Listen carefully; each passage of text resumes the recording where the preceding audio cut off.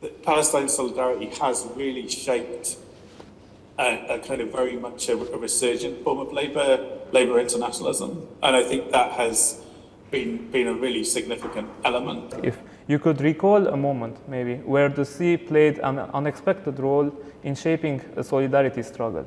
It's not just a solidarity that is about a kind of symbolic solidarity, though that's obviously really, really important, but it's a solidarity that really impacts. And I think sometimes that can be romanticized, that just because people are thrown together, they kind of automatically produce some kind of solidarity.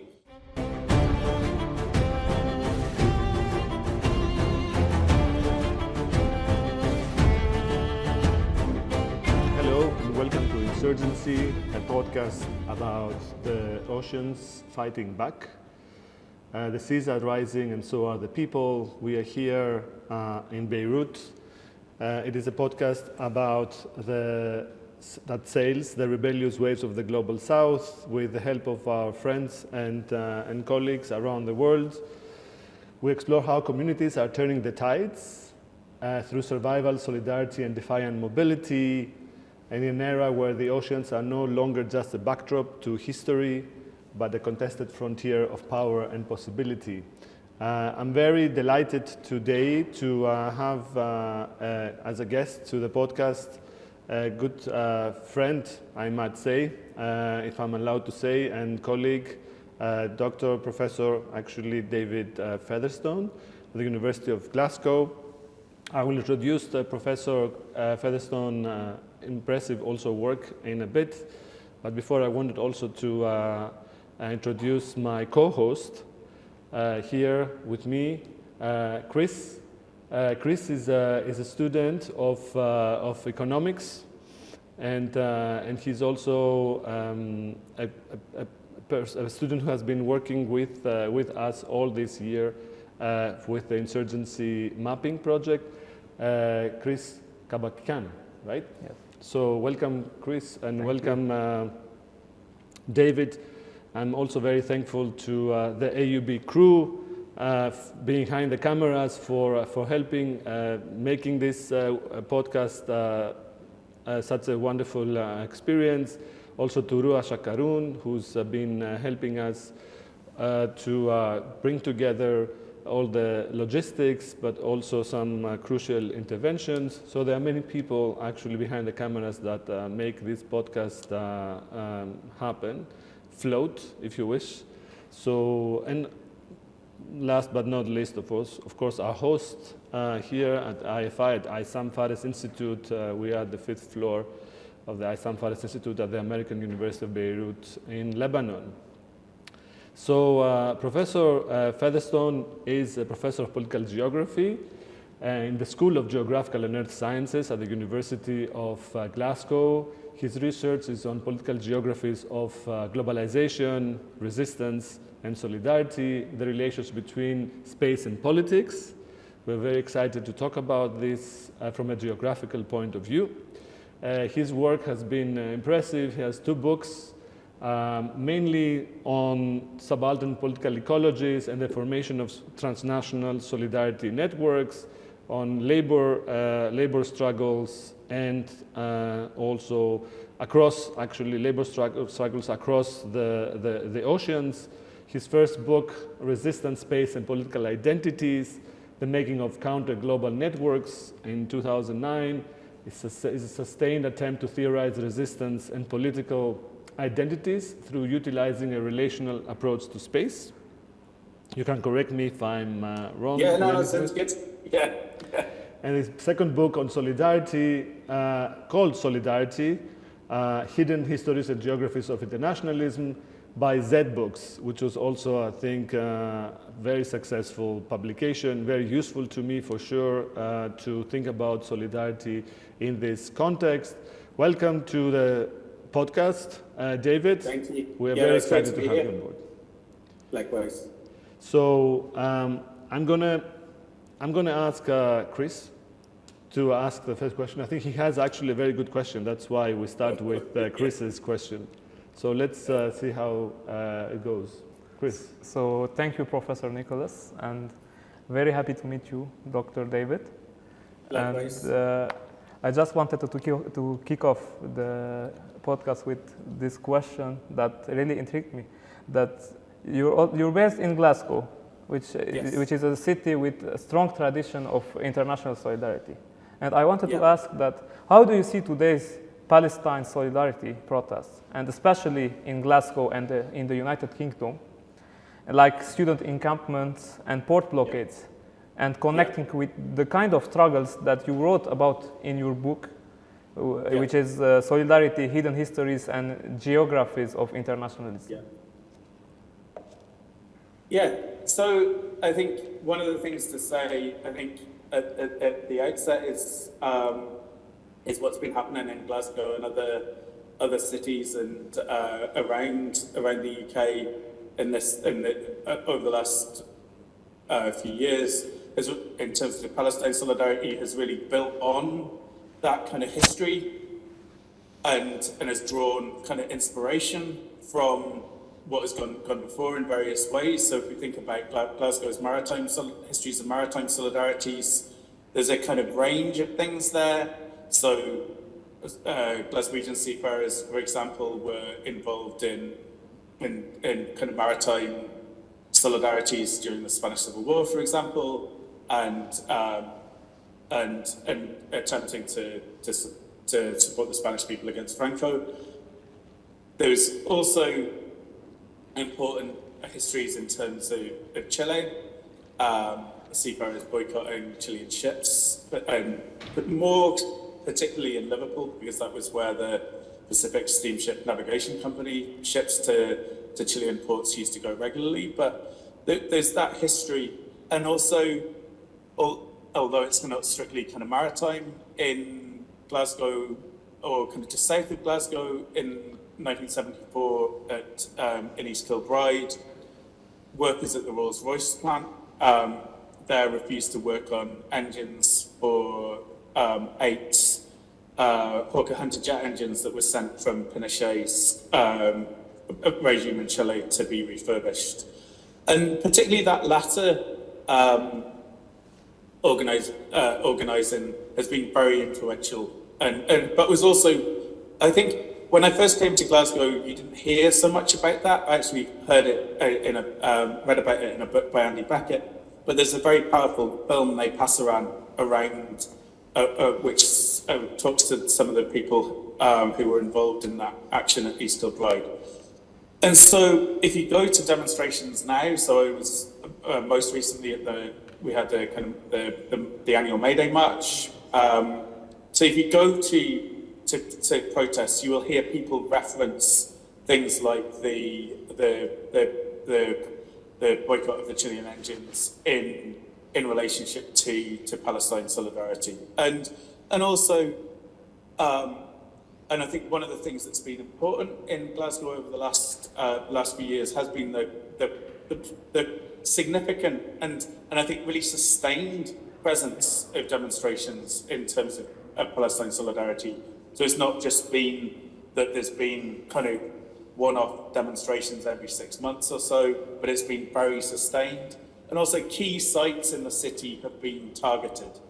Both have been encampments at our university and kind of sustained engagement with the university's links to companies like Thales. But more generally, there's been a lot of action around the Thales plant in Govan. That's been ongoing over many years, but has been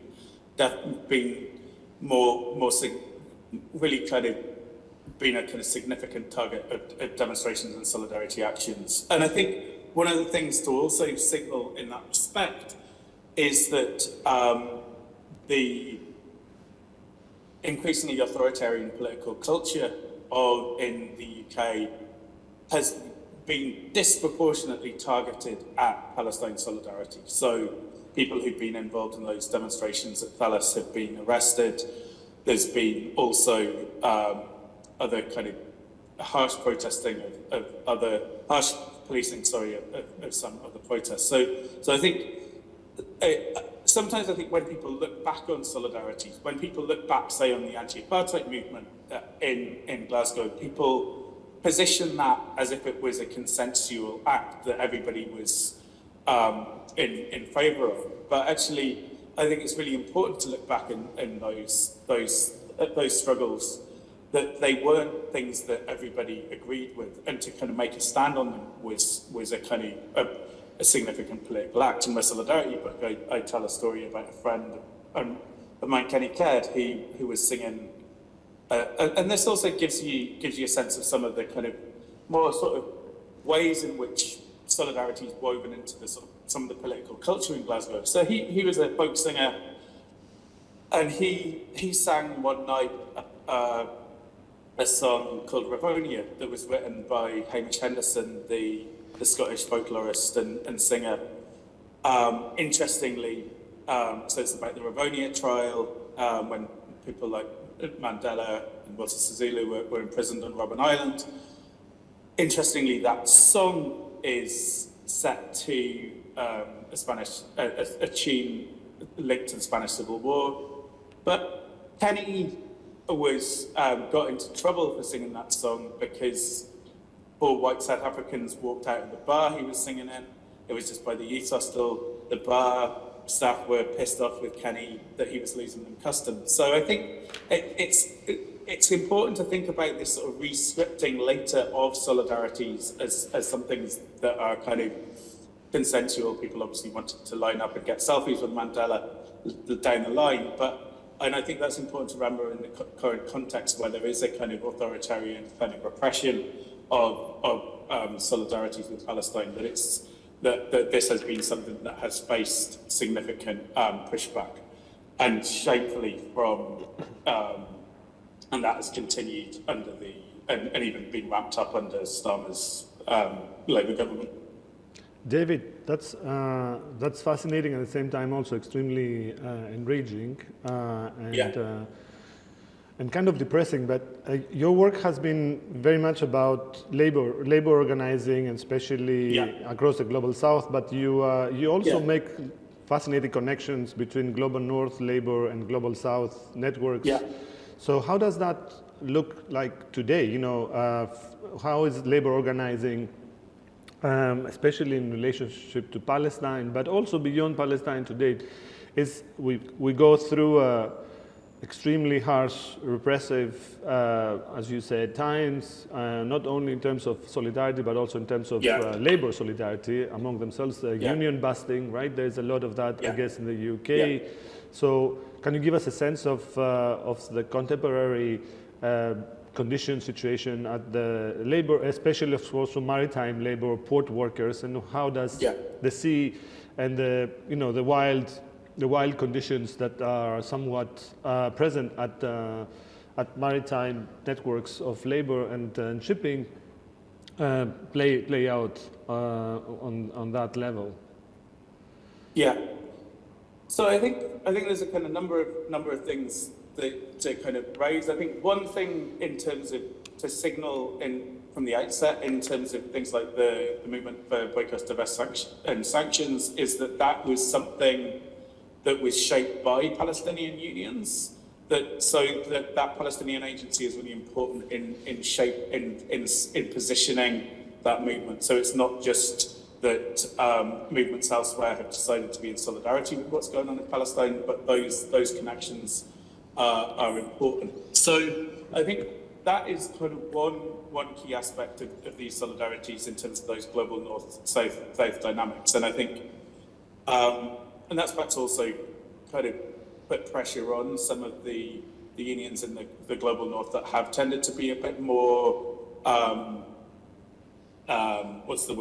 cautious as well. And I think, so another element that I think is really important in terms of what you're talking about in terms of those kind of maritime spaces is the sort of the networked elements of that trade.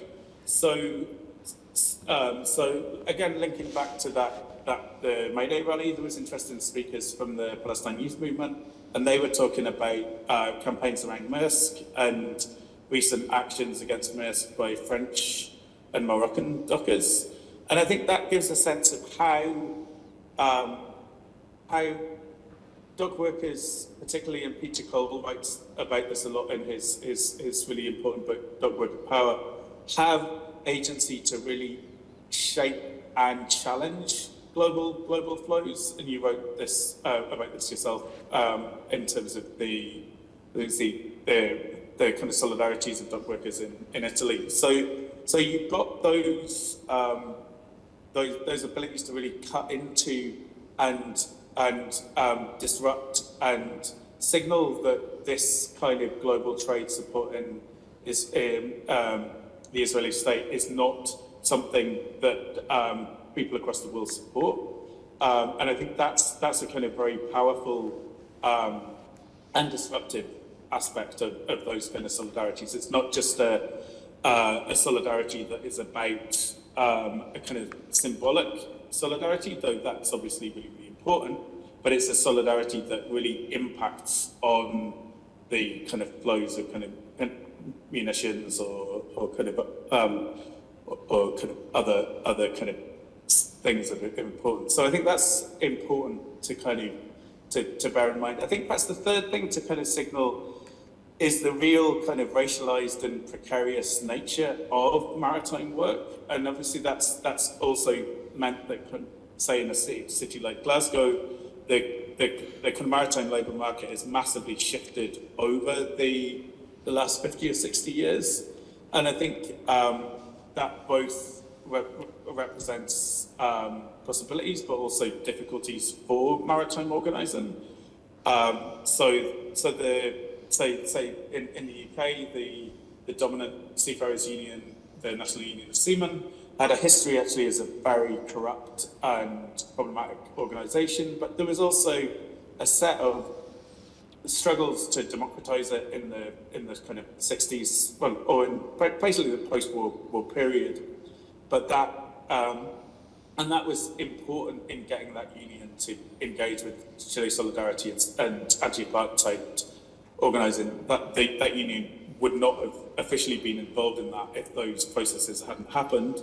But then the kind of UK maritime labour market basically fell apart in that period, and the NUS was also pretty kind of chauvinistic union. Even some of the folk on the left kind of landed that way, though some of the folk on the left didn't.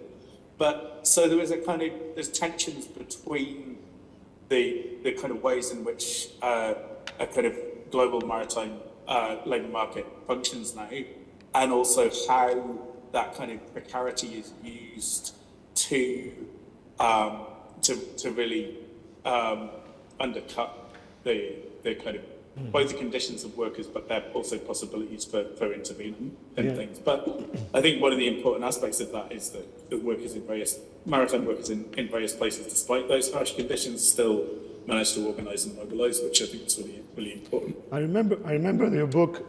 Excuse me. I remember your book mentioning that very clearly. You know, the Solidarity book about how racism practically among labourers in the global north, right, has been an impeding force in organising and in solidarity, and how that is being even reinforced today. So at the same time, I think one can say safely that maritime labour is the first internationalized and internationalist labour, right? Compared to the later, of course, nowadays mixed labour regimes, even in the global north, where you have, of course, these questions and these problems, as you said, of division and chauvinism in all labour practically fields throughout, right, the global north. But how do you find that the spatiality then? How does the sea bears its mark on labour conditions? Is it more a divider, or is it unifier of labour solidarity? Is there a way that we can actually have a general statement about that? Or everything is a bit more complicated, of course, than that? I mean, I think it's partly a bit more complicated, but I also think there is a really important way in which the sea and kind of spaces like ships and docks in Doreen Massey's terms, like throw people together. And I think sometimes that can be romanticized, that just because people are thrown together, they kind of automatically produce some kind of solidarity. But at the same time, so I think there can, under those conditions, particularly as you kind of talk about in, say, the public culture paper, with the kind of entrenched nature of kind of racial capitalism at sea as well, that can kind of work to kind of foster division. But I think those spaces can also enable really important forms of connection. So, for example, if you look at some of the Chile solidarity that happened in the 70s in Britain, people involved in the Seafarers Union in ports like Liverpool, they knew dockers in Chile, they knew other seafarers, and from so it means that there's some of those slightly more kind of organic connections, that some of those seafarers and dockers solidarities, they're not necessarily, obviously organisations like the International Transport Workers Federation have been important, but it can also be those more sort of grassroots connections and solidarities, sort of internationalism from below, that kind of can be shaped through maritime spaces. So Peter Linebaugh talks about the ship as a sort of forcing house of internationalism, and I think I think it can be stretched too far if you kind of think about this as a general rule. But if you're kind of forced together in a particular space, there can be conditions where you just have to get on with people and kind of work with people. There can be ways. Someone like Ravi Ahuja, who's just written a really interesting book on South Asian seafarers working in relationship to UK shipping in the early 1920s. He really traces those very intense racialized divisions of labour that were on UK on ships and under British imperialism. So there were kind of tensions there, but there were also, I think, interesting things that emerged. So one of the things I've been trying to get a handle on recently, over the last few years, and this has kind of been slow kind of work. In the 1950s, when and late 40s, there were seafarers from Liverpool who were mostly from Irish background. They were smuggling publications between Liverpool and Georgetown in Guyana and had links with figures like Chidi Jagan, the key anti-colonial leader in Guyana. And this is at a time when the British imperialists are trying to hold on to Guyana. They engineer a coup in 1953 after Jagan wins the People's Progressive Party wins the kind of first semi-democratic elections there. So there were these kind of interesting sort of histories of connection, and I think that's really important to show that whilst there are kind of, I think it's really important to recognise that there were kind of really important histories of pre-racist actions by various trade unions, whether that be in the UK, the US or Australia, for example, that there's kind of really important counter stories to them as well. Cool.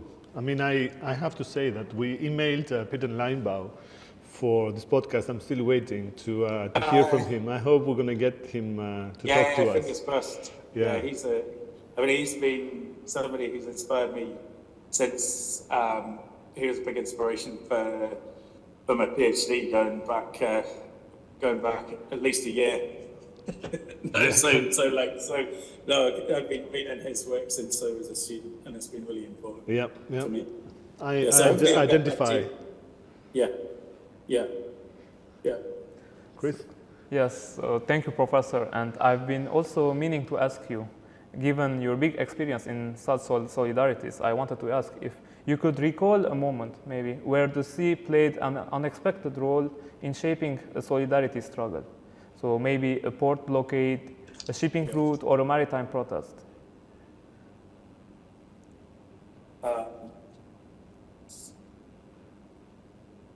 I think one of the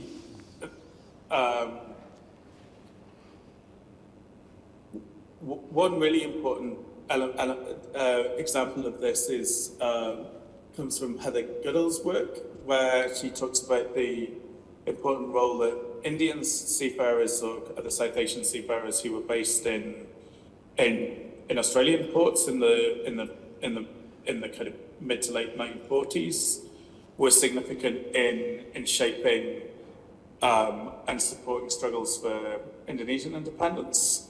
So, and that was also kind of solidarities that were shaped by a kind of broader sort of leftist infrastructure in Australian ports. So my friend, David Kelleher, talks about the importance of infrastructures of solidarity. And so different spaces in Australia, quite some, not all maritime spaces that relate to the Communist Party there, were kind of important in shaping these sort of different interconnections, which had quite significant impact in blocking Dutch ships going to Indonesia. So that's a really interesting story of that kind of internationalist solidarity, and one that where there's quite a lot of different geographies at work. But David, I want to ask about that exactly. Way of talking about solidarity. It seems that all the times, we have to go back in time, right, to find these examples. Does that mean that today's situations are extremely difficult, given, for example, the automation, the containerization, the securitization of ports? Ports are not anymore what they used to be. They are much more kind of securitized zones with fences and cameras, and the sailors cannot even get off boats. I mean, it goes extremely fast, fast logistics to board, to load, offload, and unload, and eventually they just, the idea we have about the port has totally shifted today. Ports are practically militarized spaces that do not allow for any of this kind of interaction that you nicely described so far. So I'm wondering if this is a story of the past, and it will remain the story of the past, all of these interesting and definitely fascinating solidarity connections. How does that play out today, in today's landscape, which is much different, right, by all means? Yeah. I think the other thing to mention is also, I'd say in certainly in UK port cities, the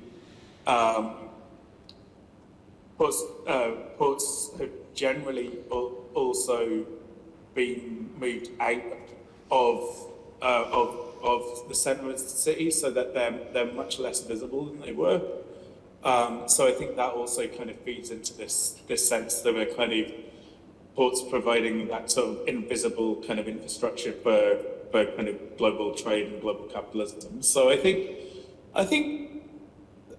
you're right that there's certainly been a pushback in terms of these kind of conditions making kind of organising harder. But I think it's also clear that organising is still going on. It's still possible, and I think it makes the fact that dock workers, whether that be the Indian Port Workers Union, who released a pretty significant statement in terms of solidarity with Palestine, or kind of dock workers targeting Maersk, for example, they're still enabling unions, enabling that organising to have an impact. I think the flip side of that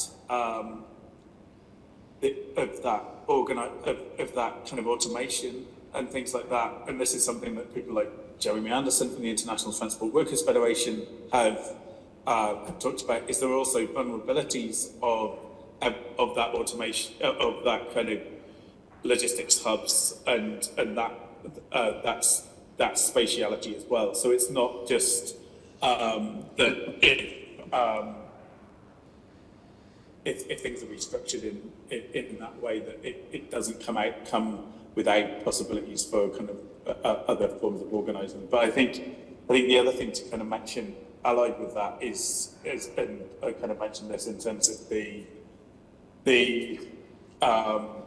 the discussion at the start around Starmer and the kind of repression of Palestine solidarity protests here and elsewhere is obviously, it's a kind of moment where we've got kind of weaker unions, where there's kind of a kind of entrenchment of kind of more authoritarian political cultures, and that's clearly something that's difficult space for organising as well.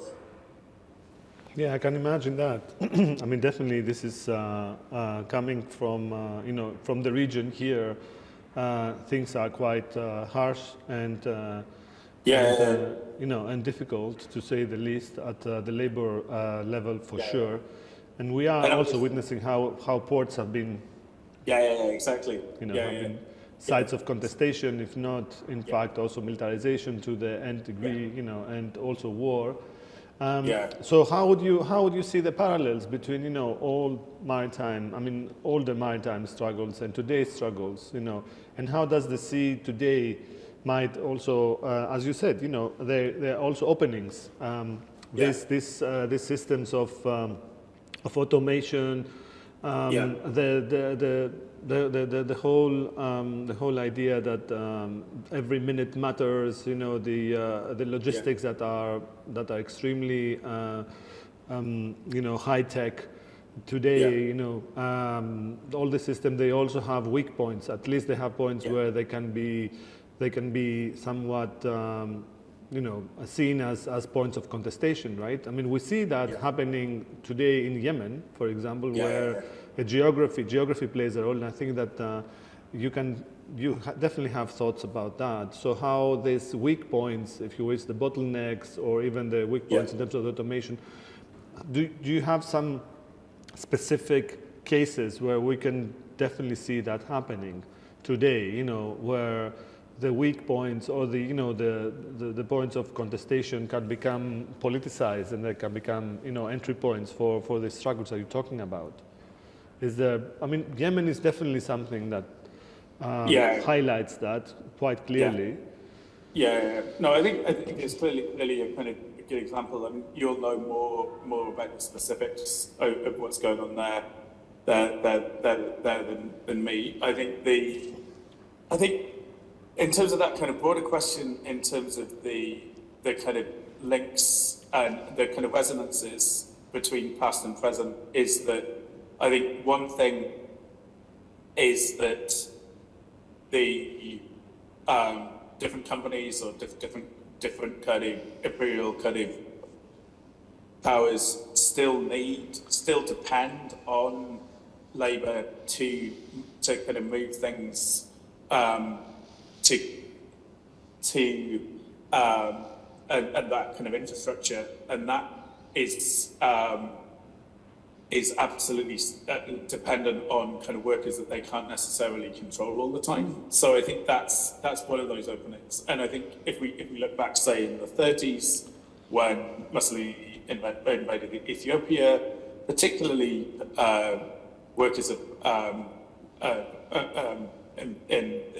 in the Caribbean and in different parts of Africa, but also in ports like Cardiff, were involved in disrupting the kind of munitions trade to Italy and Ethiopia to kind of put pressure on that fascist colonial project there. So I think there's clearly resonances with what's going on today in terms of that kind of longer kind of history of opposition to imperialism and to targeting kind of maritime trade as one key way of putting pressure on imperial kind of states. And I think, as you say, what's going on in Yemen is one good example of that. Would you go ahead. Would you have a region or a kind of direction, a geographical direction where we'd say, okay, things are better in terms of labor organizing there, because, for example, I can tell you that in our region, of course, as you know, political repression has been quite successful at all levels. But we saw Moroccans mobilizing a few weeks ago So which was a very, very, very interesting and very surprising element. But generally speaking, since you also talk about the global links and the global connections, would you just identify a region where things are a bit more, optimistic than the overall? I mean, I'm sure that Europe is not really at the top of this list right now. Yeah. I mean, I think it's also, as you say, talking from root, I think it's also important to kind of, while I've been talking about the sort of authoritarian political culture in Britain, obviously I recognise that that's a different level of what's going on than in somewhere like the conditions that you're experiencing or elsewhere. So I'm not trying to kind of suggest that things are kind of flat in that regard. Yeah, I think at the moment it's difficult to kind of necessarily put a finger on kind of areas that are kind of particularly progressive. Obviously, South Africa's played a really important role in leading a kind of a more international campaign to things like the International Criminal Court, and I think that's also partly pushed by that kind of longer term kind of solidarity from below that we've seen in ports like Durban in terms of targeting ships in terms of Israel as well there. So I think there's kind of important kind of elements of that pressure which come from below rather than it just being a kind of state project as well. So you do again identify, I guess, global south in South Africa, but also I guess South Asia, right? There is some mobility there. There's some movements there. And even South Europe to an extent, exactly. Within this geography, the geographies of solidarity today. Yeah, and I think that's really important because I think that kind of disrupts, but also disrupts the sense that solidarities are limited to kind of north-south dynamics, but also kind of builds on those longer-term histories and geographies of solidarity, and also is important about how we remember particular forms of solidarity. So if we think about the anti-apartheid movement, for example, it's often storied through those key heroic figures like Mandela, who obviously are pivotal and important, but some of that more kind of grassroots mobilisation among, say, dockworkers in ports like Durban that Peter Cole and others talk about is a really important and often a bit neglected aspect of that story. And I think it's important in terms of drawing out those kind of transnational connections. And also, as you signal your piece on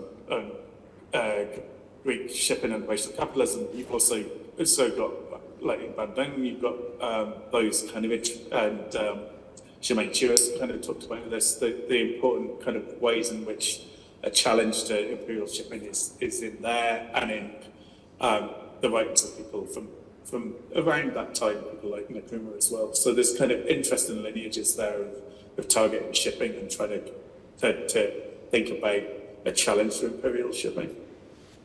I have one more question, and then I'll.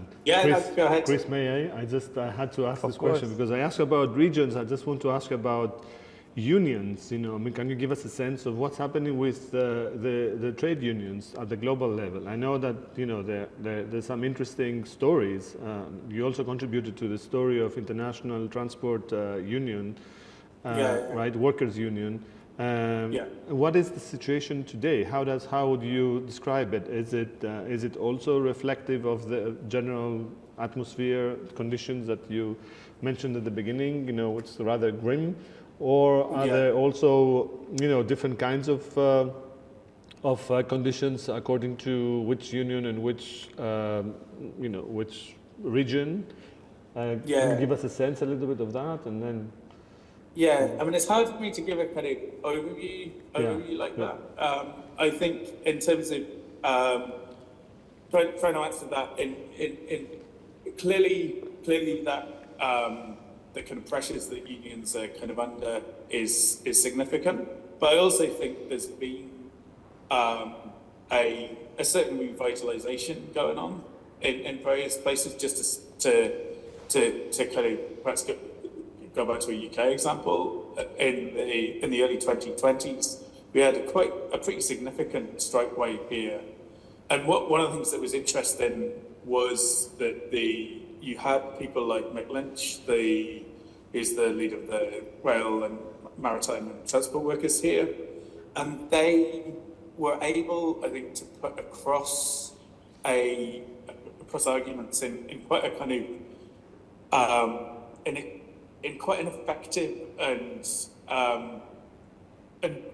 populist in the best sense of that term way, and that's shifted the kind of terms on which some of this sort of anti-trade union rhetoric has been happening. So for example, one of my favourite interviews, he was very good at kind of pushing back at various interviews like from Sky and things like that. So one of my favourite things was where he was like being asked by Kate, I think it was Kate Burley from Sky, it might have been someone else.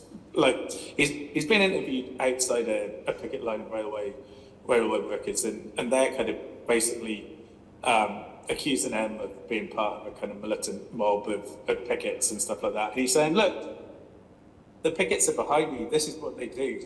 And you couldn't see them. And it was just very, rather than getting angry with the interview, it just made them look a bit ridiculous. So I think there are those, and I think if you were in the 2010s in the UK, the idea that there would have been a kind of pretty militant strike wave involving a lot of different unions felt like it was not something that's possible. So I think that definitely demonstrates that there's kind of potential for unions. I think the other thing is I think that Palestine solidarity has really shaped a kind of very much a resurgent form of labour internationalism, and I think that has been a really significant element. So if you go to, say, the demonstrations in Glasgow, a key constituent of those demonstrations is trade unions, and from many different sectors. So I think,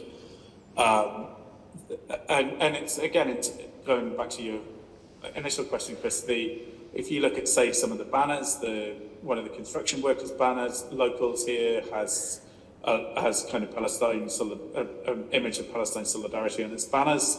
So it's not something that's seen as a kind of over there necessarily in terms of some of our unions. It's seen as something that's really integral to the kind of culture of what trade unionism is about and is trying to kind of shape, I think.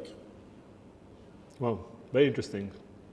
Yeah. I mean, also I can see parallels elsewhere, but yeah, definitely. Yeah, so I know you asked a bit more globally, but I think... No, I'm saying that's wonderful to give us also this image from the demos there. Chris? Yeah. Yes, so thank you, Professor, and also building up on the previous question. And with all the protests and strikes that are occurring more and more in recent years, I was curious to know on what advice would you give to activists or organizers trying to build meaningful and internationalist solidarities in today's fractured world, as explained in your book? Oh, yeah. I mean, I think that's a great question. I think it's in some ways not necessarily for me to answer that question, in the sense that I think I've got obviously lots of thoughts.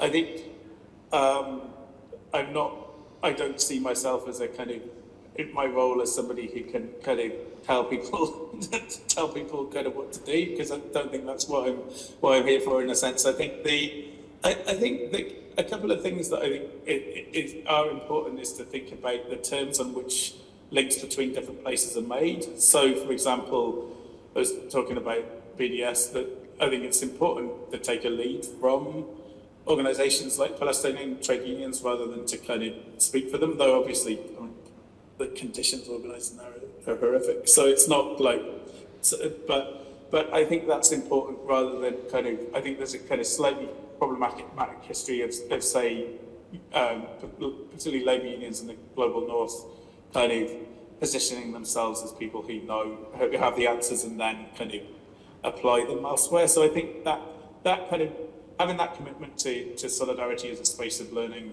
that goes in different directions, I think is probably the most important thing that I would say. But I think a lot of people have that. I think have that that common sense as a kind of way of organizing. Thank you. Yeah. David, what can we expect from you soon? I mean, what are you working on now? Yeah, so in terms of what I'm working on at the moment, I'm working on two kind of related projects. And I'm not sure I can promise any of them soon, but I'm doing my best. Sure.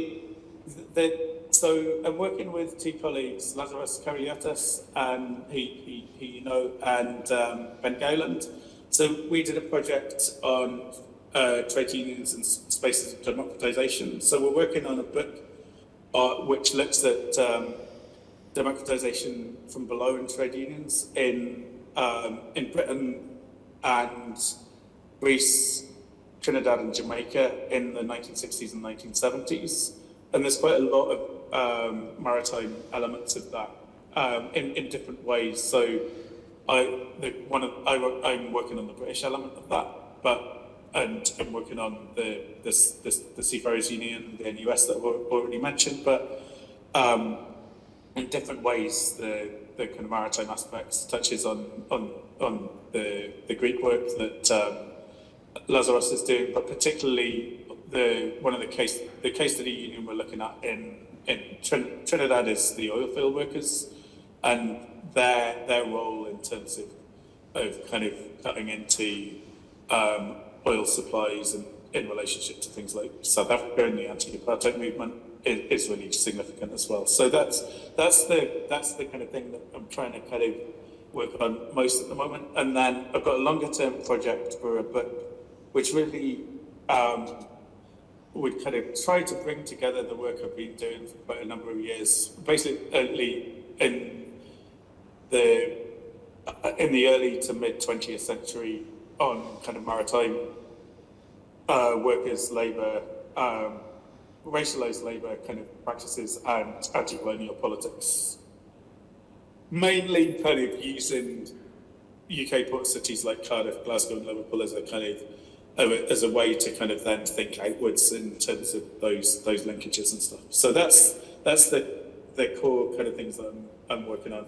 But also just trying to get through the day. It feels like the pressures of the kind of work at the moment mean that it's a bit hard to kind of get sustained time to work on them. But I'm hoping to kind of, I'm definitely working away at them.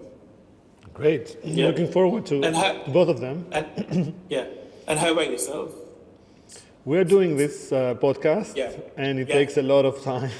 I can imagine. But actually, it's fun. But this is part of a bigger project that at some point I wanted to discuss with you, because I'm sure you have so many things to commend and to help us with. It's a project that seeks to somehow document and retell or reframe the sea as a space for community mobilization on different kinds of communities, from labor, as you say, in this case, but also other global South communities, or at least global South oriented communities of revival, resistance, resilience, and also renegotiation of their relationship to the sea and through the sea with the social and political conditions of their livelihoods. So this is the main issue that the main frame practically that we are looking at, and we are trying also to get people like you on board who can help us highlight, give more depth to these approaches and bring, somehow a sustained body of information and scholarship to highlight all at the global level as possible. And well, that's the main thing that I'm working on. We also established here a lab. Actually, this work is part of a lab. We call it the Critical Ecologies Lab in the Mediterranean East. Yeah. So stands for a regional lab that looks into how the region can also be rethought in more creative, in more also coherent ways. The region of the Mediterranean East, from the Arab but also the Balkan perspectives. So this is also something that we are very much interested in, and we'd like to create a series of lectures, maybe a series of of talks also on site that go also into this direction. So these are the main issues that the main fields of research at this moment. But yeah, mainly this podcast has kept us excited. I can imagine it's kept you busy as well. And I hope that this will also resonate with the audience out there. But with guests like you, I'm sure that this is guaranteed. Well, hopefully, yeah. So I want to thank you so much for being on board, Thanks, for accepting our invitation and giving us your precious time and your insights. And hope to see you actually soon. Finally, it's been a while. That'd be fantastic. Yeah. Well, thanks, Chris, and thanks, Nicholas. And thank you. It's been great. I really enjoyed the discussion. Yep. See you Cheers. soon. Take care, David. See you. Take care. Cheers. Bye. Bye-bye.